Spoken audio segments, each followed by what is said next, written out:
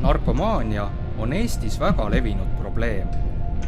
2013. aasta andmetel üledoosidest tingitud surmajuhtumid langesid 170-lt 120-le. Mujal Euroopas on see arv aga ligikaudu 10 võrra väiksem, 17 surmajuhtumit miljoni elaniku kohta aastas. Seega on Eesti endiselt narkosurmade poolest Euroopas esikohal. Osa ühiskonnast on arvamisel, et narkomaani ei paranda mitte miski. Lootuse külas on tegeletud narkomaanidega riigipoolse toetuseta juba üle 10 aasta. Paljudele on saanud mainitud keskus sõltuvustest vabanemise teeks.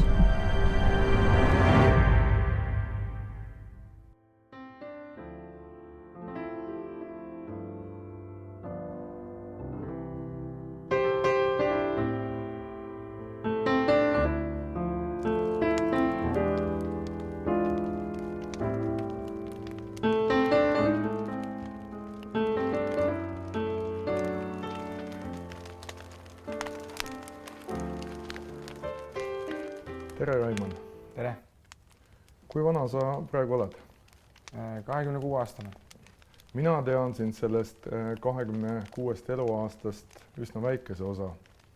Ma usun enam-vähem midagi 3 aastat. Aga meie tutvus sai alguse mitte suurt tulevikku lubaval moel õieti, et ma mäletan, kui sa tulid Lootuse külla, siis sa lahkusid õieti juba 2 nädalat hiljem. Ja peale seda õnneks sa tulid tagasi ja too aeg minul isiklikult oli väga raske ette kujutada, et aastal siis 2014 ja 2015 ka sa oled käimas Eestimaal mööda koole ja rääkimas millestki, mida noorte hulgas väga palju kuulda ei ole, et rääkimas lootusest ja valikutest, mida üks teismeline peaks tegema, et vältida elus neid nagu toimuvat või tagajärgi, mis sinu elus on olnud. Kui ma olin algklassides, siis ma ei mäleta täpselt, mis tunnis, aga mulle anti niisugune kodutöö joonistada siis paberi peale oma tulevik ja täpsemalt siis minu amet, kelleks ma tahan saada. Ja tookord ma mäletan, et ma joonistasin sinna lennuki ja muidugi ise ennast sinna lennuki rooli või tüürimeheks siis ja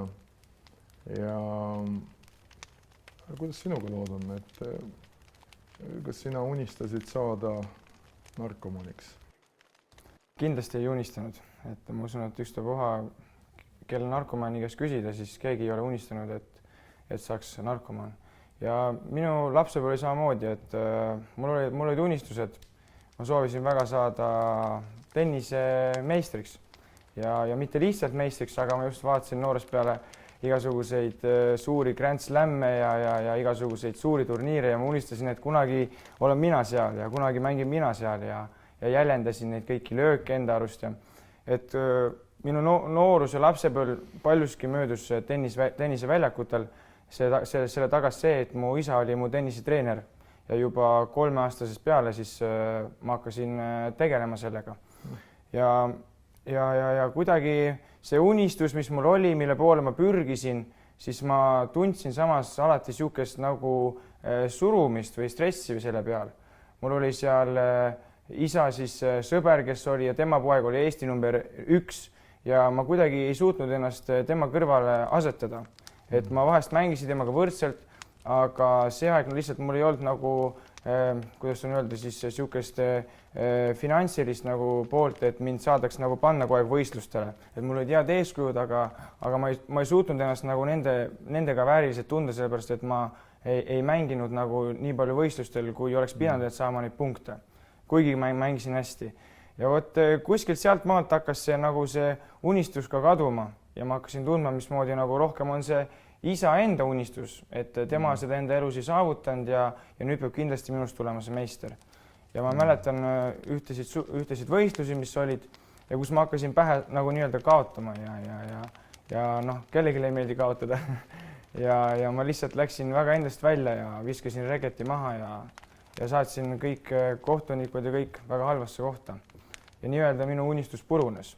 Aga selle kõrval oli mul ka tekkinud nagu teistsugune vaateviis nendele asjadele, et ma soovisin, et ma oleksin rikas, et mul oleks piisavalt raha, et ma saaksin omada kõiki asju ruttu ja kohe ja ma usun, et nagu iga noor on unistanud. Ja mul ei olnud mitte mingisugust kannatlikkust enda elus ja ma alustasingi väga noorena juba siis alustasin suitsetamisega ja lihtsalt, et leida mingisugust huvi, et leida mingisugust midagi uut enda elus ja alustasin ka siis joomist väga 5. klassis ning selle kõrvalt, mis mul oli unistus, et minust saaks mingi rikas inimene, ma leidsin seda, et ma pean hakkama ise midagi tegema ja peale seda, kui minu tennisekarjäär purunes, siis isal ka kadus motivatsioon olla ise tennistreener ja peale seda tulid nagu perre raskemad ajad ja ma mäletan, et ma tegin enda südames niisuguse lubaduse, et minust ei saa niisugust vaest. Et ma hakkan ise midagi selle kallal tegema, vaeva nägema, et seda muuta ja ma ise hakkasin siis nii-öelda mitte õigeid otsuseid tegema ja hakkasin varastama siis alguses koolidest, siis majadest, korteritest ja niimoodi see läks väga noorena. Ja 13-14 aastasena siis hakkasin ka kanepit suitsetama, sest ma vaatasin vanemate iidolite peale, kellel olid uued riided, kellel olid uued ketid, kellel oli palju raha ja et nemad olid selle nagu raha just saanudki kanepiga, siis ma nägin, et see on üks hea viis, üks lihtne viis, kuidas teenida palju raha. Nii et omamoodi need nagu eeskujud vahetusid ja kui varem olid sellised tennisetšempionid ja oma isa, siis need vahetusid selliste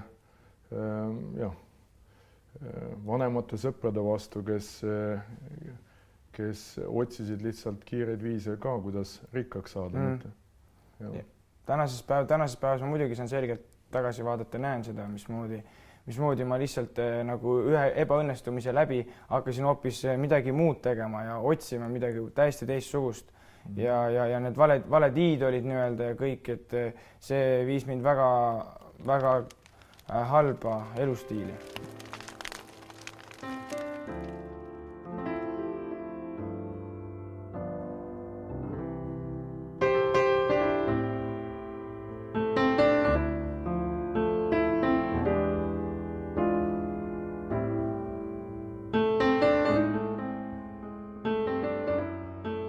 Tekib küsimus, mis on narkomaania? Tegelikult eesti keeles kõige selgem sõna on sõltuvus, sest sõltuv võib olla paljudest asjadest. Võib olla sõltuv keemilistest ainetest, võib olla sõltuv arvutimängudest, võib olla sõltuv hasartmängudest ja nii edasi. Meie tegeleme põhiliselt muidugi sõltuvusest, mida tekitavad keemilised ained ehk narkootikumid. Ja kõige suurem oht inimesele on see, et mitte ükski inimene ei saa selgelt tajuda seda piiri, millal ta on lihtsalt proovija, millal ta on lihtsalt uudishimulik ja kasutab seda või teist või kolmandat ja millal tal juba tagasiteed ei ole. Läheb natukene aega mööda, kellel nädal, kellel 2, kellel kuu, kellel 2-3 ja siis äkki inimene avastab, et kui ta ei ole seda ainet tarvitanud, tal tekib halb enesetunne ja see on muidugi esimene tundemärk, et hakkab tekkima sõltuvus. Ja mida kauem tarvitatakse, seda tugevam see sõltuvus on. Peale alkoholi tuli just kanep ja see oli midagi, mis nagu sai sinu tähelepanu või saaksid seda tarvitama palju? Jah. Et see hakkas väga noorena pihta ja 14-aastaselt ma mäletan, et ma hakkasin ikka väga tihti juba suitsetama just kanepit. Ja see kõik see elustiil, mis too aeg oli ka see räpp, muusika ja üldse niisugune lodev eluviis nagu biod ja värgid ja aina rohkem hakkas seltskondadesse tulema just seda kanepit ja müümised ja ma nägingi seda, et see on võimalus, kus saab ka raha teenida. Et mulle ei meeldinud, me käisime juba 16 aastaselt käisime nagu Soomes varastamas riideid ja kõike ja mulle ei meeldinud see adrenaliin, mis oli, kui ma pidin poest kaupa välja tooma. Et kas nüüd hakkab see värav, turvavärav helisema või ei hakka ja ma tundsin, et seda on kõike kuidagi liiga palju. Ja ma nägin, et just see kanep ja see narkootikumid, et see nendega tegelemine, et see on midagi lihtsalt viisi, kuidas teenida palju raha. Ja niimoodi kuidagi see hakkas pihta, et väga noorena juba 16-aastaselt siis hakkasin müüma ja see ring ja see ratas läks aina tihedamaks ja 16-aastaselt alates ka süvenes minu sõltuvus selleni, et ma enam ei mäleta, et mul oleks jäänud mõned päevad üldse vahele, kus ma ei oleks kanepit tõmmanud. Et see, et mul oli endal kogu aeg taskud olid nii-öelda narkotsi täis, siis see tagas ka selle mulle, et ma sain ise seda igapäevaselt tarvitada. Ja muidugi see jutt, et kanep ei tee ajule midagi ja kanep on süütu rohi, süütu hipirohi, siis 20-aastaselt, kui ma olin nagu iga päev juba tõmmanud, siis lõpuks mu aju oli konkreetselt häiritud ja mul olid suhtlemishäired ja ma ei suutnud millegisse keskenduda ja laiskus, mis võib-olla jälitas mind kuni Lootuse külani. Et see mitte midagi ei tahtnud teha, ainult nagu oligi hommikul panin muusika käima ja tõmbasin kanepit ja lihtsalt vedelesin päevad läbi. Kanepil kui keemilisel ainel on ka omad omadused, mida võib inimene kasutada ja seda kasutatakse näiteks välismaal üsna tihti. Näiteks ta leevendab valusid ja teeb olukorra natukene kergemaks vähihaigetel või rasketel kroonilistel haigetel. Ja näiteks, kui ta oleks meditsiinilistel näidustustel välja kirjutatud, siis miks mitte? Aga miks meil seda ei saa teha? No ma ütleks niimoodi, et meil kahjuks on võimalik ka meditsiinilise retseptiga saada ravimeid, mis ei ole sulle näidustatud. Seda näitavad näiteks meie patsiendid, narkomaanid, kes mängleva kergusega saavad perearstidelt ja teistelt arstidel retsepte igasugustele rahustitele ja söövad neid 2 suupoolega. Nii et ma kujutan ette, et see kanepi retsept hakkab ka olema niisugune müügiartikkel, nii et ma ei ole kindel selles, et ta ei lähe kuskile mujale. Kas nüüd noor inimene, kui ta hakkab seda kanepit tarvitama, siis kui kiiresti ta jääb sõltuvusse? Mõni tõesti on olemas sellised pühapäeva suitsetajad, kes tarvitavad seda suhteliselt harva aastaid ja nagu midagi nendega ei juhtu, aga sa kunagi ei tea, missugune oled sina. Ja mõni inimene hakkabki olema selle kanepi ori ja ma olen neid päris mitu inimest näinud, kellega ei saa midagi teha, ei vanemad ega pere, sellepärast et mida rohkem ta suitsetab, seda vähem tal on teisi huvisid ja pärast ongi ainult see kanepi suitsetamine ja kõik. Nii et oht on iga ainega tegelikult. Kanep on ju täiesti looduslikult kasvav taim ja tänapäeval palju räägitakse sellest, et see on selline süütu rohi ja fun teha ju ja võimalus lõbusalt aega veeta. Et mis sina sellest arvad? Ma mäletan ühte korda, kui ma olin 22-aastane ja mind pandi vanglasse ja karistuseks oli siis paragrahv 184, et suures koguses narkootikumide ainete käitlemine karistusena 3–15 aastat. Ja sel momendil, mis ma istusin seal kambris, ma mõistsin seda, et see, mis mina olen mõelnud, et see süütu kanep ja et see pole midagi, et see on rohi, ma mõistsin seda, et selle sama nii-öelda süütu hipirohu eest tahetakse nüüd panna mulle reaalne vangistus 3–15 aastat. Ja mis oli minu ajuga toimunud ja käitumishäired ja kõik, ma nägin, et see on nii loll jutt olnud kõik, et kanep on süütu ja et see ei vii mitte kuhugi ja et alkohol teeb vägivaldseks, kanep teeb rahulikuks, ta võib sind teha rahulikuks, aga mis ta tegelikult sinu ajuga teeb, see on kaos. Ometi sa ise uskusid seda, et see on süütu? Ma täiesti uskusin ja elasin selles elustiilis. Aga tegelikult ma näen, et see kanep ja see kogu see elustiil, see on lihtsalt üks fantaasiamaailm, üks mull, mille sees noored elavad ja mõtlevad, et see on fun. Kuidas sul õnnestus üldse 6 aastat nii-öelda elada sõltlasena ja varjata seda ja kuidas sa said hakkama, sest tõenäoliselt sa elasid kodus ju enamus aega siiski? Jah, kui nüüd just nüüd nooruse ajal nagu siis siis ma tean, et ma olen niisugune valetaja ja kui ma koju tulin, siis ma läksin kohe oma tuppa ja eraldasin ennast ja siis läksin, tegin ruttu mingeid neid juustusaiasid ja siis võtsin ja jooksin jälle oma tuppa, olin arvuti ees ja nagu vältisin ja ignoreerisin vanemaid. Et kui nad tulid minu juurde midagi küsima või midagi rääkima, siis ma ütlesin väga napilt, et mul on nii kiire või ma ei saa ja muidugi lihtsalt valetasin sõna otseses mõttes, kui mul oli vaja kuhugi minna, midagi teha, siis üks vale otsa käis kogu aeg. Ja muidugi vanemad aimasid seda ja nägid, et ma ei ole nagu väga aus nende suhtes ja paar korda nad tõesti ütlesid, et me näeme, et sa ei ole kaine ja mille peale ma muidugi siis ka sõrad kohe vastu ajasin, et ei, et mis asja ja.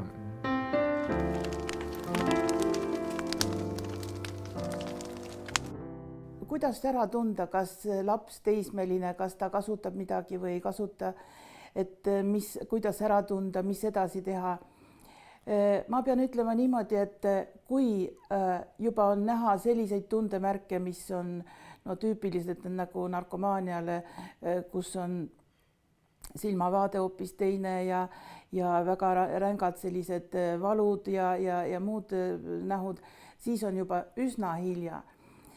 Tavaliselt, kui me oleme noori inimesi küsitlenud, siis nad jõuavad aasta või isegi rohkem varjata kodus oma tarvitamist. Ja millest see on tingitud? No esiteks sellest, et ega me väga palju oma lastega ei suhtle ja ei räägi. Meie töötame palju, mõni mitmes kohas ja tuleb, vara läheb, hilja tuleb ja ega tal ei ole aega lapsega suhelda. Kuid ikkagi, mida peab panema tähele? Lapse käitumine muutub. Esiteks muutuvad sõbrad. Vanad sõbrad nagu kaovad ära, tekivad mingid uued, kes ei ole isegi sõbrad, aga kes on sageli mingisugused helistamised, ei tea, kes helistab, kus helistab. Siis hakkavad kodust kaduma väärt asjad, esialgu selle lapse enda asjad, kusjuures iga kord on väga ilus lugu sellele kadumisele ka välja mõeldud. Sõber palus kanda jopet, muusikakeskuse andsin, tähendab seal võib-olla kooli või kuskile gruppi kasutada, mobiili kaotasin ära ja nii edasi ja nii edasi. Ja väga kaua aega need muinasjutud nagu peavad paika ja vanemad usuvad. Kui see ressurss on juba läbi, siis hakatakse juba minema kodustele asjadele kallale, tähendab ema kuld, mis on kuskil võib-olla seal vaasikese sees ja perekonna söögiraha, mis on kuskil karbi sees niimoodi kõigile võtta ja nii edasi, nii edasi. Ühesõnaga väiksed asjad, mis võib-olla igaüks eraldi ei olegi väga tähtis, aga need kõik korraga on juba tähtsad. Käitumine, kui laps oli varem selline tujuline, normaalne, siis nüüd on ta vahest väga rõõmus, naerab ja on elevil, vahest on jälle väga morn ja pahas tujus, kuigi põhjust ei ole. Ühesõnaga sellised väiksed käitumise muutumised, mis võib-olla ühe korra ei tekita muret, aga kui see hakkab pidevalt olema, siis on juba asi üsna hull. Ja siin muidugi on vaja pöörduda spetsialistide poole, keda meil Eestis on väga vähe ja siis tuleb lihtsalt otsida üks tark psühholoog, kes on selliste probleemidega kokku puutunud, temaga nõu pidada ja konsultatsioonil käia ja siis hakata juba vaatama, mis sealt areneb. Kas sa arvad, et see põrg oli sinu jaoks või põrg oli ka su pere jaoks? No kindlasti kõige rohkem, kes nagu kannatas, kes seda kõrvalt pidi nägema ja oli kindlasti mu ema, kes ja isa ja vanaema ja vend ja ema tihti, et kui ma öösel magasin kodus, siis heroiiniga on niimoodi, et kui sa kangete rohtudega koos tarvitad, siis seal on 50%, et hommikul ei ärka. Ja tihti ema lihtsalt öö läbi nuttis teises toas, sest ta ei teadnud, kas ma ärkan hommikul üles või ei ärka. Muidugi ma üritasin peita seda kõike seda sõltuvust elades Soomes ja mul tekkisid väga ruttu uued probleemid, uuesti narko nii-öelda diileritega ja suured võlad, milles ma aina siplesin ja ainult petsin inimesi ja ja muidugi linna peal juba liikusid jutud, et Raimond on herokas ja see ring, keda ma sain petta ja kellelt nagu raha nuiatas ja muutus aina väiksemaks ja väiksemaks, kuni lõpuks mul ei olnud mitte kedagi enam ümber. Aga su perekond oli? Aga mu perekond jah oli ja isegi oligi niimoodi, et teised kõik tahtsid nagu minust juba loobuda, aga isa oli see, kes ütles, et sa tuled sellest välja ja uskus minusse ja uskus Jumalasse ja ütles, et sa tuled sellest välja ja mina ei, praegu tagasi vaadates ma ei mõista seda. Võib-olla kui mul kunagi on oma poeg ja ma näen, et tema nagu kasvab ja muidugi ma loodan, et ta sükksesse jamasse ei satu, ma ei laseks sattuda, aga ikkagi, et see isa armastus on niivõrd suur, et ja see alastus ja isegi kui ma petsin teda ja laenasin talt raha ja isegi telefoni viisin pandima, siis ta kõik andestas suure südamega, ütles, et sa tuled välja sellest, uskus minusse. Et sa ütlesid ka, Raimond, et sa teeks kõik selleks, et teed ilmselt kõik selleks, et päev tuleb, millal sina oled isa ja sinu lapsed ei peaks seda teed läbi käima, mis sina oled käinud. Olemata selles olukorras täna, mida sa arvad, et sa teeksid teisiti ja usud, et sa peaksid tegema teistmoodi kui sinu elus või sinu üleskasvamises on olnud? Ja, et kui ma mõtlen enda nagu nooruse peale tagasi, siis ma näen nagu seda, et mingite kohtade pealt oleks pidanud mind vanemad lihtsalt rohkem keelama.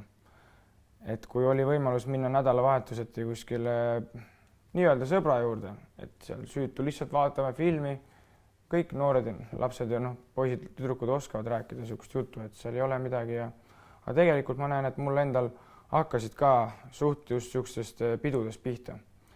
Et nädalavahetuseti ära olemine, öösel mitte koju tulemine ja sealt nagu hakkas kõik see välja kujunema.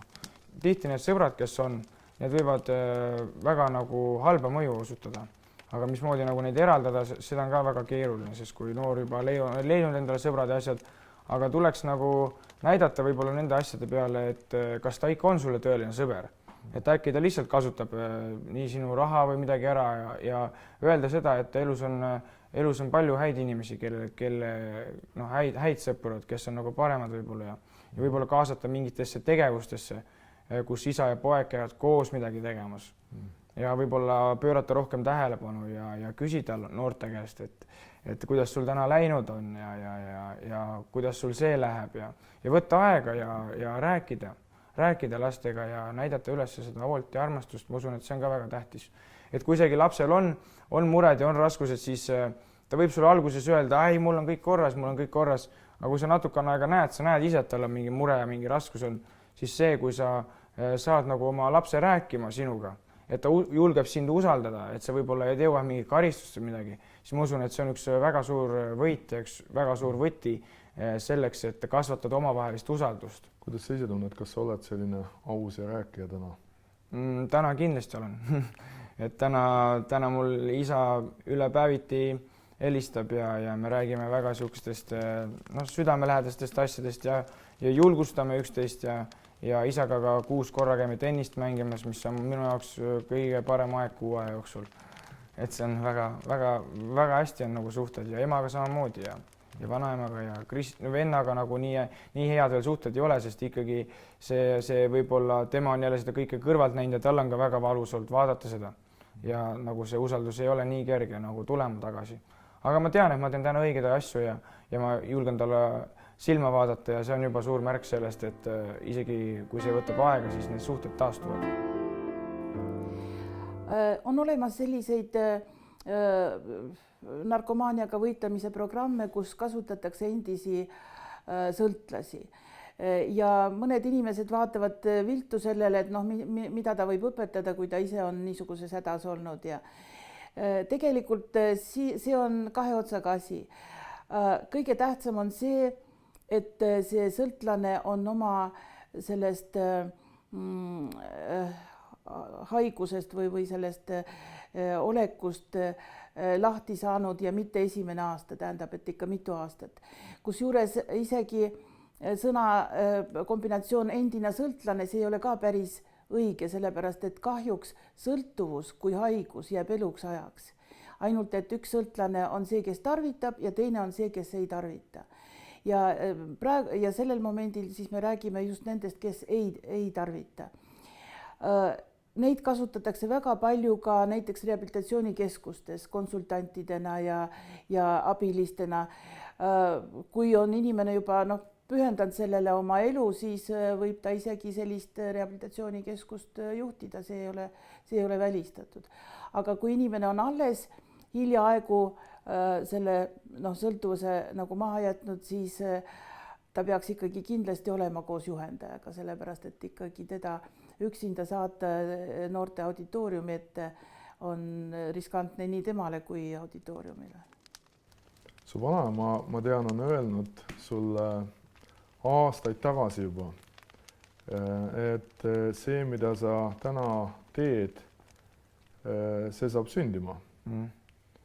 Ja tol ajal ei paistnud see mitte kusagilt, aga tema on rääkinud sulle, et sa saad sirutama noorteni ja mõjutama nende elusid. Et kas sa tunned nagu õnnelik seda tegevat? Ja, mul on väga suur rõõm ja väga suur tänu selle eest, mis on nagu minu elus toimumas. Et ma saan teha seda, mille pärast ma võib-olla üldse elus olen. Et neid olukordasid, kus ma olen olnud heroiinist üledoosis, on 10 kordi, kus ma ei peaks olema elus. Kus on olnud üledoosid, kus on mind kiirabiga üles äratatud, kus on mind sõbrad üles äratanud. Ja see on üks suur jumala ime, et ma elus üldse olen. Ja see, et ma nüüd olen nii-öelda nagu elus, siis see elu ei kuulu enam minule endale, vaid temale, kes on mind ellu jätnud. Ja minu vanaemal oli südamesoov, et ma pean käima koolides ja rääkima sellest. Siis tänaseks päevaks on see südamesoov täitunud ja ma teen seda tööd ja ma näen, et see töö kasvab ja see võib-olla, mis minu elus oli väga halb ja väga, kuidas on öelda, siis dramaatiline, siis ma saan seda sama sõnumit jagada noortele edasi, mismoodi nii-öelda süütuskanepist tegelikult võib välja areneda heroiinisõltuvus või ükstapuha mis ainesõltuvus. Ja kui paljud tegelikult tänases päevas ei oma enam seda võimalust, et üldse elus olla minu endistes kaaslastes, kes on tarvitajad või kes istub vanglas 10 aastat, et sellel asjal, kui sa hakkad kuskilt pihta ja harjutad, siis sellel lihtsalt ei ole muud lõppu. Ja see ongi üks sõnum, mida me ka nendes koolides nagu edasi anname. Ma tean, et koolides noortel aga eriti õpetajatel on raske uskuda, et see, mida sa räägid ja see inimene, kes sa seisad nende ees, et see on üks ja sama inimene. Ja et see sõnum ei ole see, et vaata, mida ma olen teinud, aga ma tulin läbi sellest, aga siiski targem on seda üldse mitte teha. Minu elu praktika näitab, et narkomaania probleemis on usul üsna suur roll. Arvatavasti sellepärast, et sõltuvus ei ole ikkagi kehahaigus, keha muutused on sekundaarsed, aga esmajärjekorras on ikkagi hinge ja vaimuhaigus. Ja sellepärast, kui inimene selle on hing tühi, siis ta asendabki kõik selle narkootikumidega ja sellega, selle mõnuga, mis narkootikum tekitab. On olemas erinevaid lähenemisi narkosõltuvuse ravile, on olemas meditsiinilised toimingud, sellised nimetatakse detoks ja metadonravi ja muud sellised asjad. Aga kui hingega ei tegele, siis tulemus on ajutine. Siin muidugi ei maksa minna äärmustesse, sellepärast et on olemas ka sellised fanaatilised usu inimesed ja kellel siis juba kogu elu muutub ainult selleks usu nimel elamiseks. Siin ma arvan, et siin peab olema kuldne keskpaik. Ma pean ütlema, et isegi see programm, see rehabilitatsiooniprogramm, mida meie kasutame oma rehabilitatsioonitalus, seal põhiliselt on nõnda nimetatud 12 sammu programm, mis ei ole religioosne programm, aga ta on ikkagi vaimulik. Ja seal ka esimene lause selles programmis on selline, et ma ei saa oma haigusega või selle seisundiga hakkama ja ma annan selle kõrgema jõu kätte, nii nagu ma sellest aru saan. Mõni saab aru, et see on Jumal, mõni saab aru võib-olla, et mingi saatus või vaim, aga fakt on see, et inimene nagu delegeerib oma selle probleemi kellegile kõrgemale. Ja kui vaadata statistikat, siis midagi pole teha, kui on rehabilitatsioon seotud näiteks usuga, tulemused on paremad. 3 aastat tagasi, kui sa tulid Lootuse külla, sa olid üsna lootusetus olukorras. Kuna meie saade hakkab lõpule jõudma, siis proovi võimalikult lühidalt ja võimalikult sisukalt anda edasi seda, kuidas sellest lootusetusest kasvas välja üks suur lootus ja selline muutus sinu elus, et mis tõi selle esile? Kui ma saabusin siia Lootuse külla, siis ma olin väga rusutud ja väga murtud ja ma ei näinud ise ega uskunud, et ma saan sellest välja tulla.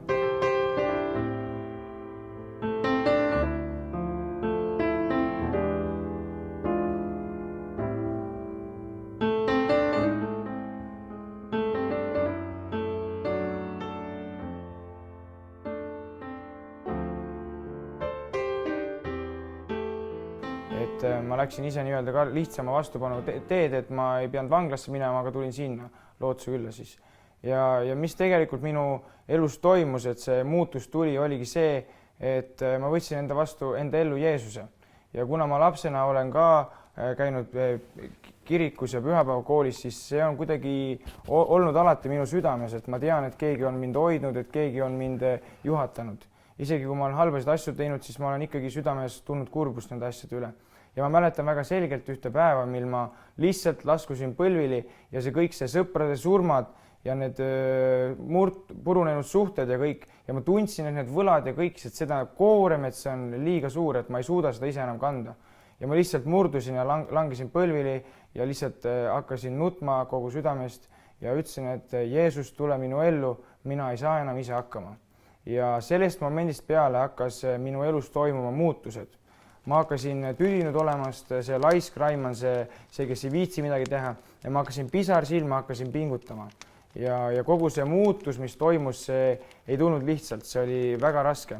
Et ma mäletan, pool aastat ma nägin peaaegu iga öösel, mismoodi mul on heroiini järgi lähen kuskile getodesse, kuskile paikadesse ja erinevad suured probleemid enda isiksuses, et kes ma üldse olen.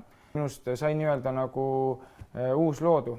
Aga selles mõttes, et ainuke vastus, mis mina näen, et oligi see, et Jeesus tuli mu ellu ja kinkis mulle uue elu.